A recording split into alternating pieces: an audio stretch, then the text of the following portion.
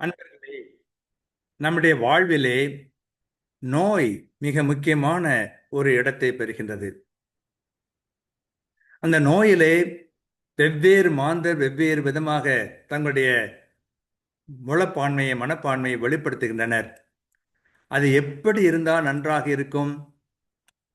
அந்த நோயினால் பலனடைகிறவர்களாக இருந்தால் எவ்வளவு அருமையாக இருக்கும். அதனைத்தான் வீரமாமுனிவர் இன்று நமக்கு புனிதர் வளனார் வழியாக உணர்த்துகின்றார்.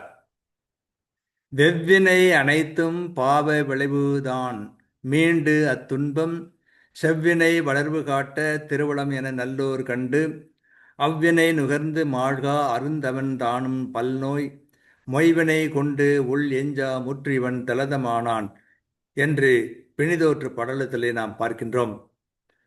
புனித வளனார் அவருடைய இறுதி கட்டத்திலே பலவிதமான நோய்கள் அவரை வந்து தாக்க துன்புறுகின்றார்.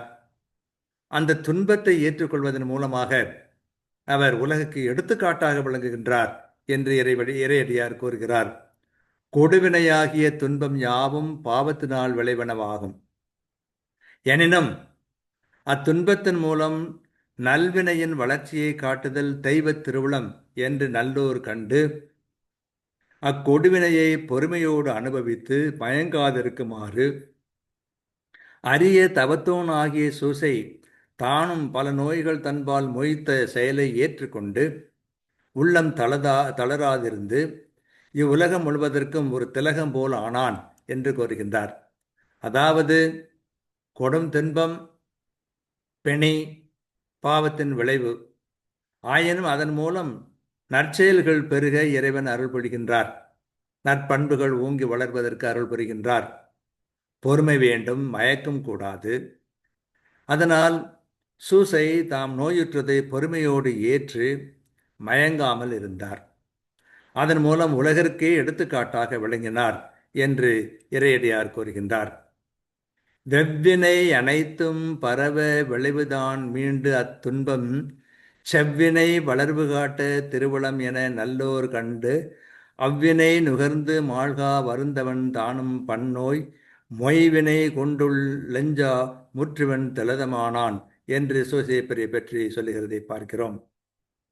நோய் நொடிகள் வந்தே தீர்கின்றன. ஆனால் பலருக்கு ஏற்கனவே அனுபவிக்கின்ற அந்த நோயை காட்டிலும் மனதிலே படுகிற துன்பம் பெரிதாக மாறிவிடுகிறது.